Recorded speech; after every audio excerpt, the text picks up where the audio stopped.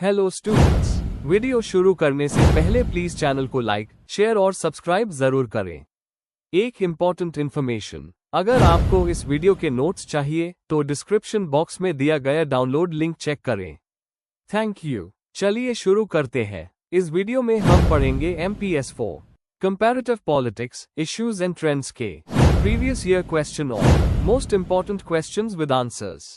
ये क्वेश्चंस आपके एग्जाम के लिए बहुत इंपॉर्टेंट है। अगर आपने ये अच्छे से कर लिए तो एग्जाम निकलना पक्का है। Let's begin. Question 1, critically examine the assumptions of the world system approach and its relevance to political analysis. Question explanation. इस क्वेश्चन में हमें वर्ल्ड सिस्टम अप्रोच के असम्पशंस समझाने हैं जो इमैनुअल वॉलस्टाइन ने दिए थे। फिर इन असम्पशंस का क्रिटिकल एनालिसिस करना है, मतलब उनकी स्ट्रेंथ्स और वीकनेसेस बतानी है। और आखिरी में ये बताना है कि आज के पॉलिटिकल एनालिसिस में ये कितना रेलेवेंट है। Answer. Introduction. World system approach एक इंपॉर्टेंट फ्रेमवर्क है जो इमैनुअल वॉलस्टाइन ने 1970 में दिया था। ये कहता है कि दुनिया सिर्फ अलग अलग नेशन स्टेट्स का ग्रुप नहीं है, बल्कि एक सिंगल इंटरकनेक्टेड कैपिटलिस्ट सिस्टम है। इस अप्रोच का फोकस ये है कि पावर और रिसोर्सेज दुनिया में बराबर डिस्ट्रीब्यूट नहीं होते। इस आंसर में हम इसके असम्पशंस समझेंगे, उनका क्रिटिकल एवैल्यूएशन करेंगे और देखेंगे कि आज के टाइम में इसका क्या रेलेवेंस है। Main body. 1. World system approach के कोर असम्पशंस। दुनिया एक ग्लोबल कैपिटलिस्ट इकोनॉमी है, सिर्फ इंडिविजुअल स्टेट्स का कलेक्शन नहीं। इसमें एक डिवीजन ऑफ लेबर है, कुछ कंट्रीज हाई वैल्यू इंडस्ट्रीज में है और कुछ रॉ मटेरियल्स और चीप लेबर प्रोवाइड करती है। सिस्टम 3 जोन्स में डिवाइड है। कोर कंट्रीज, एडवांस्ड और डोमिनेंट नेशंस जैसे USA, western Europe, Japan. Semi periphery, बीच के लेवल पर, जिसमें डेवलपमेंट और डिपेंडेंसी दोनों है, जैसे Brazil, south Africa, India. Periphery, under developed countries जो मेनली रॉ मटेरियल्स और चीप लेबर देते हैं, जैसे अफ्रीका के काफी कंट्रीज। डेवलपमेंट और अंडर डेवलपमेंट एक ही प्रोसेस के 2 हिस्सों की तरह समझे जाते हैं। 2. असम्पशंस का क्रिटिकल एनालिसिस। स्ट्रेंथ्स, एक ग्लोबल पर्सपेक्टिव देता है, सिर्फ एक देश तक लिमिटेड नहीं रहता। दुनिया के इकोनॉमिक इनइक्वालिटीज को समझाता है, बताता है कि कैसे कॉलोनियलिज्म और इंपीरियलिज्म ने अंडर डेवलपमेंट को शेप किया। वीकनेसेस, सिर्फ इकोनॉमिक फैक्टर पर ज्यादा फोकस करता है और कल्चर या पॉलिटिक्स को इग्नोर कर देता है। दुनिया को एक क्लोज्ड कैपिटलिस्ट सिस्टम समझता है जो न्यू ग्लोबल इंटरैक्शंस को कवर नहीं करता। रैपिड डेवलपमेंट जैसे केसेस, साउथ कोरिया का राइज, को प्रॉपर्ली एक्सप्लेन नहीं कर पाता। 3. पॉलिटिकल एनालिसिस में रेलेवेंस। आज के टाइम में ये यूजफुल है ग्लोबलाइजेशन के अनइक्वल रिलेशंस को समझने के लिए, डेवलपिंग कंट्रीज की डिपेंडेंसी को एनालाइज करने के लिए, जो IMF और वर्ल्ड बैंक जैसे इंस्टीट्यूशंस पर डिपेंड है, ट्रेड वॉर्स और ग्लोबल कॉन्फ्लिक्ट्स को समझने के लिए। लेकिन चीन और ब्रिक्स जैसे राइजिंग पावर्स ने दिखाया है कि मॉडल स्टैटिक नहीं है। आज के मल्टीपोलर वर्ल्ड में इस थियरी को मॉडिफाई करना जरूरी है। 4. Examples and applications. अफ्रीका अभी भी लार्जली पेरिफेरी में है, रॉ मटेरियल एक्सपोर्ट और डेट डिपेंडेंसी के वजह से। चाइना पहले पेरिफेरी में था, लेकिन अब नियर को बन गया, जो वॉलस्टाइन के मॉडल को चैलेंज करता है। ब्रिक्स कंट्रीज को डोमिनेशन को चैलेंज करने की कोशिश कर रही है, लेकिन सिस्टम की कंस्ट्रेंट्स अभी भी एग्जिस्ट करती है। कंक्लूजन, वर्ल्ड सिस्टम अप्रोच हमें ग्लोबल इनइक्वालिटी और अंडर डेवलपमेंट के स्ट्रक्चरल रूट्स समझाता है, लेकिन इसकी कमी यह है कि ये सिर्फ इकोनॉमिक्स पर ज्यादा डिपेंड करता है और कल्चरल, पॉलिटिकल एस्पेक्ट्स को इग्नोर करता है। आज के ग्लोबलाइज्ड और मल्टीपोलर वर्ल्ड में ये थियरी पार्टली रेलेवेंट है, लेकिन उससे अपडेट करना जरूरी है। If you need the notes of this video, there's a download link in the description box. Be sure to check it out. Thank you. Let's see the next question. Question 2. Critically analyze the concept of nationalism in the context of globalization. Question explanation. इस question में हमें nationalism का concept समझाना है और बताना है कि ग्लोबलाइजेशन के दौर में ये कैसे बदला है। हमें दोनों चीजें डिस्कस करनी है, नेशनलिज्म ग्लोबलाइजेशन को चैलेंज कैसे करता है और साथ ही उसके साथ अडेप्ट भी कैसे होता है। पॉजिटिव और नेगेटिव दोनों एंगल्स कवर करने हैं। आंसर। इंट्रोडक्शन। नेशनलिज्म का मतलब है एक नेशन के प्रति लॉयल्टी और आइडेंटिटी फील करना, जो अक्सर कल्चर, हिस्ट्री और पॉलिटिकल सॉवरेंटी पर बेस्ड होता है। ग्लोबलाइजेशन का मतलब है इकोनॉमीज, सोसाइटीज और कल्चर्स का एक दूसरे से कनेक्टेड हो जाना। जब ये दोनों कॉन्सेप्ट्स आपस में इंटरैक्ट करते हैं तो एक पैराडॉक्स क्रिएट होता है। नेशनलिज्म बाउंड्री और सॉवरेंटी को प्रोटेक्ट करता है, जबकि ग्लोबलाइजेशन इन्हें ब्लर करता है। इस आंसर में हम नेशनलिज्म और ग्लोबलाइजेशन के रिलेशन को डिटेल में एनालाइज करेंगे। Main body. 1. नेशनलिज्म और ग्लोबलाइजेशन को समझना। नेशनलिज्म एक कलेक्टिव आइडेंटिटी और कल्चरल प्राइड पर बेस्ड होता है। बेनेडिक्ट एंडरसन ने नेशंस को इमेजिन कम्युनिटीज बोला था। ग्लोबलाइजेशन आइडियाज, ट्रेड, कल्चर और लोगों के फ्री फ्लो को प्रमोट करता है, जिससे नेशन स्टेट की रिजिड बाउंड्रीज कमजोर होती है। यही कॉन्फ्लिक्ट है, नेशनलिज्म बाउंड्री को मजबूत बनाना चाहता है और ग्लोबलाइजेशन उन्हें तोड़ता है। 2. ग्लोबलाइजेशन के खिलाफ नेशनलिज्म एक रेजिस्टेंस के रूप में। Economic resistance. Nationalist movements argue करते हैं कि ग्लोबल इकोनॉमी डोमेस्टिक इंडस्ट्रीज को खतरा पहुंचती है। जैसे यूएसए का अमेरिका फर्स्ट पॉलिसी एक एग्जाम्पल है। Cultural resistance. वेस्टर्नाइजेशन और कल्चरल होमोजेनाइजेशन के फियर की वजह से कई नेशंस अपनी कल्चर और लैंग्वेज को प्रोटेक्ट करते हैं। फ्रांस अपनी लैंग्वेज को इंग्लिश के इन्फ्लुएंस से बचता है। Political resistance. कई nationalist leaders global institutions, WTO, IMF को अपोज करते हैं क्योंकि उन्हें लगता है कि ये सॉवरेंटी को कम कर देते हैं। 3. नेशनलिज्म और ग्लोबलाइजेशन का एडेप्टेशन। Globalised nationalism. नेशनलिज्म खत्म नहीं होता, बल्कि नए रूप में आता है। इंडिया योग और बॉलीवुड को उस करके अपनी आइडेंटिटी ग्लोबल लेवल पर प्रमोट करता है। Economic nationalism in global economy. China global trade को एक्सेप्ट करता है, लेकिन अपनी नेशनलिज्म को स्ट्रॉन्ग स्टेट कंट्रोल के साथ मेंटेन करता है। Diaspora nationalism. माइग्रेशन के बाद भी डायस्पोरा कम्युनिटीज अपने देश से कनेक्टेड रहती है। इंडियन डायस्पोरा इन यूएसए एक स्ट्रॉन्ग एग्जाम्पल है। 4. क्रिटिकल इश्यूज और debates. Erosion of nation state. Globalisation supernational institutions जैसे EU को प्रमोट करता है, लेकिन ब्रेक्सिट जैसा मूवमेंट दिखाता है कि नेशनलिज्म अभी भी पावरफुल है। Populist nationalism. ग्लोबलाइजेशन से जॉब लॉस और इनइक्वालिटी के वजह से पॉपुलिस्ट नेशनलिज्म का राइज हुआ है। ट्रंप और मोदी जैसे लीडर्स इसको रिप्रेजेंट करते हैं। Hybrid identities. ग्लोबलाइजेशन के टाइम में लोग अपने आप को ग्लोबल सिटीजन और नेशनल पेट्रियट दोनों फील करते हैं, जो नेशनलिज्म के फ्यूचर को कॉम्प्लेक्स बना देता है। कंक्लूजन। ग्लोबलाइजेशन के दौर में नेशनलिज्म खत्म नहीं हुआ, बल्कि नए रूप में सामने आया है। कभी ये कल्चरल और पॉलिटिकल रेजिस्टेंस के फॉर्म में होता है, कभी इकोनॉमिक प्रोटेक्शनिज्म के रूप में। दोनों एक दूसरे के साथ कॉन्फ्लिक्ट भी करते हैं और एक दूसरे को कॉम्प्लीमेंट भी। मेरी राय में नेशनलिज्म अब भी पावरफुल है, लेकिन उसका नेचर चेंज हो चुका है। अब वो ग्लोबलाइजेशन के साथ कोएग्जिस्ट करेगा। If you need the notes of this video, there's a download link in the description box. Be sure to check it out. Thank you. Question 3. Discuss the essential features of civil society. How is it related to state? Question explanation. इस question में हमें civil society के features समझाने हैं और ये state के साथ कैसे कनेक्टेड है उसको एक्सप्लेन करना है। मतलब, सिविल सोसाइटी की डेफिनेशन, उसके रोल और उसका स्टेट के साथ संबंध लिखना है। आंसर। इंट्रोडक्शन। सिविल सोसाइटी अन इंस्टीट्यूशंस, ग्रुप्स और ऑर्गेनाइजेशंस को कहते हैं जो फैमिली और स्टेट के बीच में एग्जिस्ट करते हैं, जैसे NGO, trade unions, religious bodies और सोशल मूवमेंट्स। थिंकर्स जैसे हेगेल और ग्राम्सी ने सिविल सोसाइटी को अलग अलग तरीके से एक्सप्लेन किया है।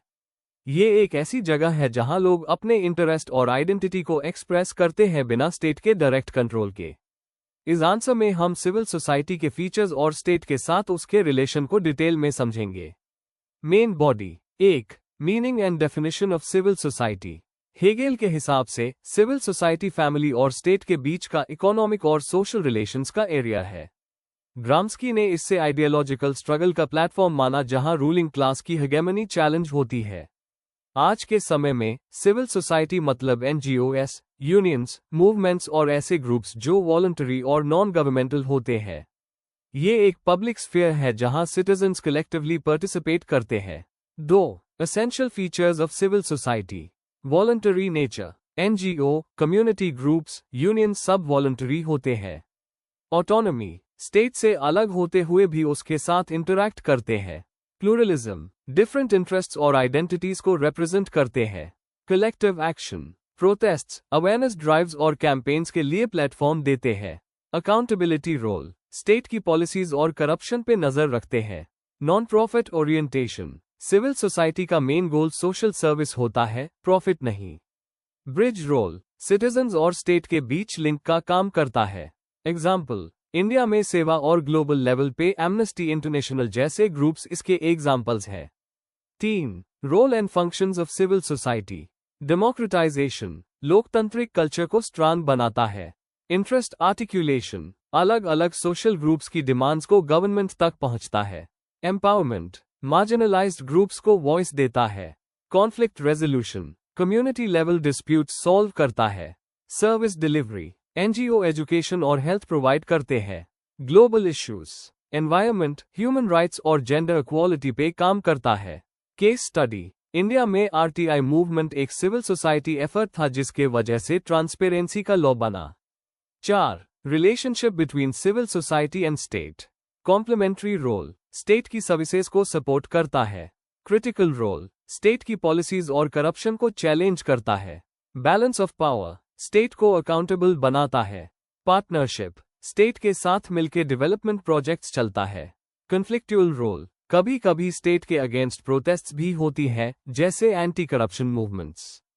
एग्जाम्पल, साउथ अफ्रीका में सिविल सोसाइटी ने अपार्टाइड के खिलाफ बहुत इंपॉर्टेंट रोल प्ले किया। कंक्लूजन, सिविल सोसाइटी एक डेमोक्रेटिक सिस्टम का इंपॉर्टेंट पिलर है। यह वॉलंटरी, प्लूरलिस्टिक और ऑटोनॉमस होते हुए लोगों को एम्पावर करता है और स्टेट को अकाउंटेबल बनाता है। स्टेट और सिविल सोसाइटी का हेल्दी रिलेशन ही पार्टिसिपेटरी डेमोक्रेसी और सोशल जस्टिस को स्ट्रांग बनाता है। If you need the notes of this video, there's a download link in the description box. Be sure to check it out. Thank you.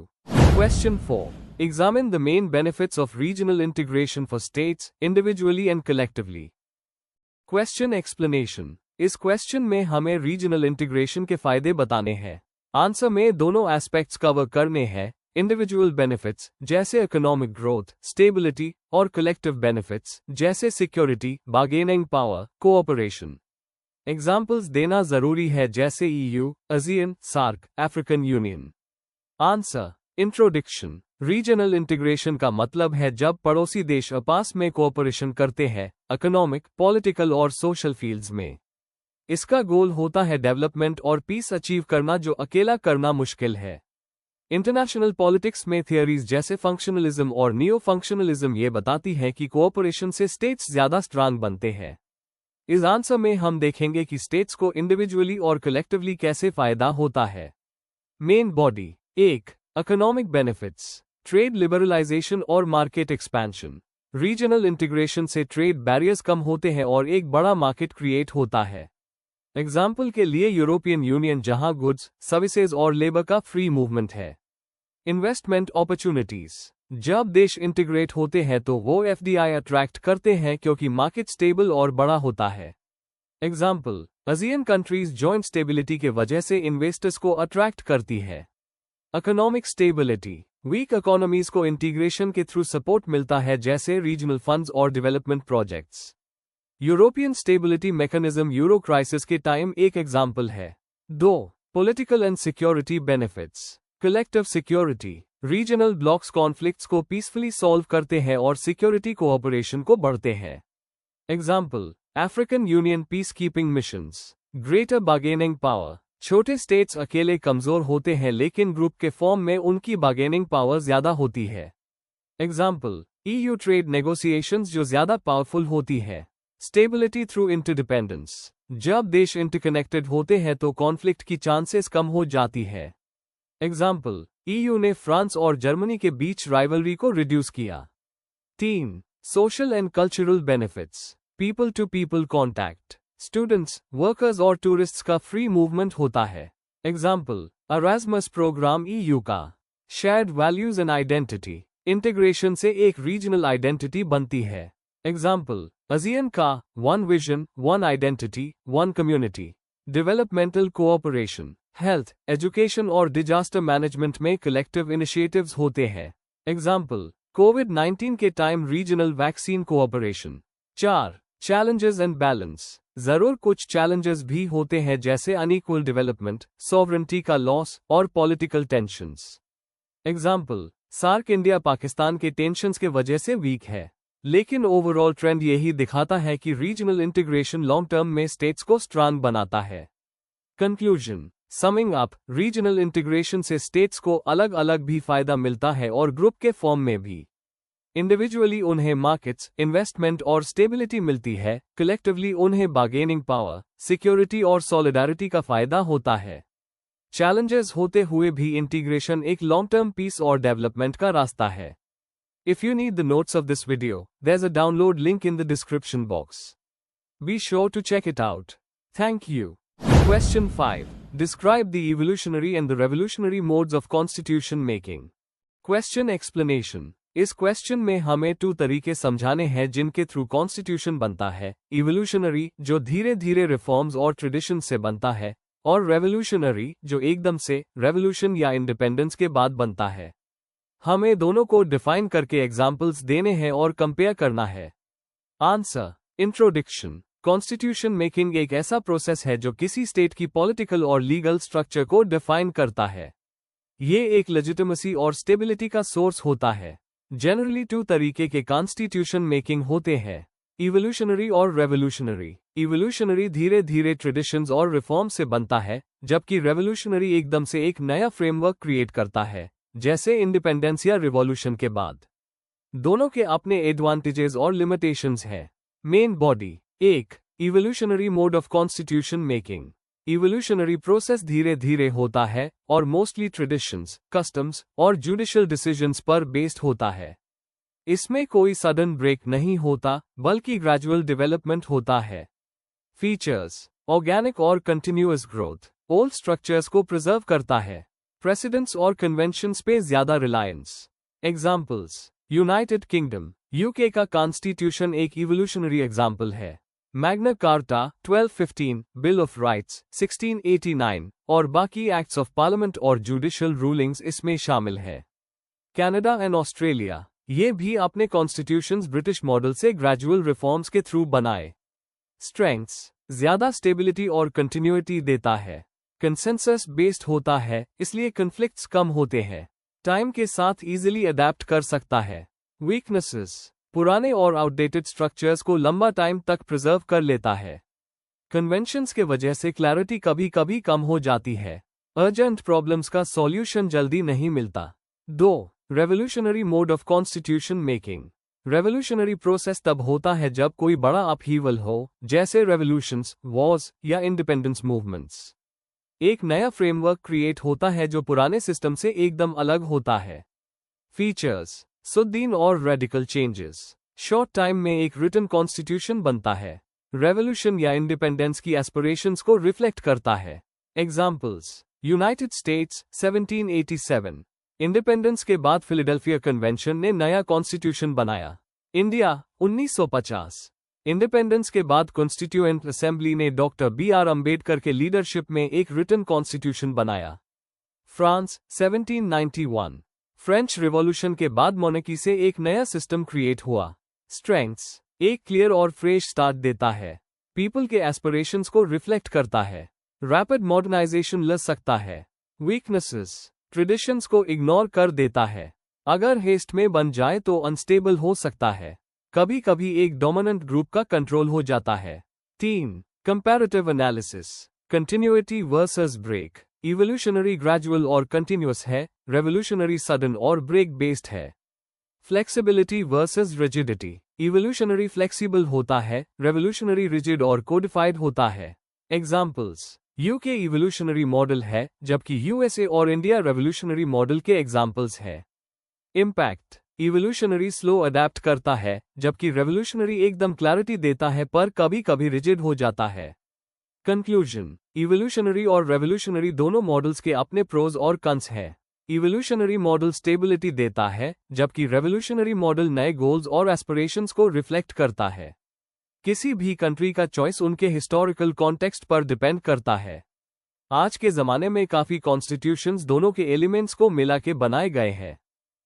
Before we end, please like, share and subscribe the channel for more such study materials and one important information अगर आपको notes चाहिए तो description box में download link दिया हुआ है, जरूर check करें। Thank you.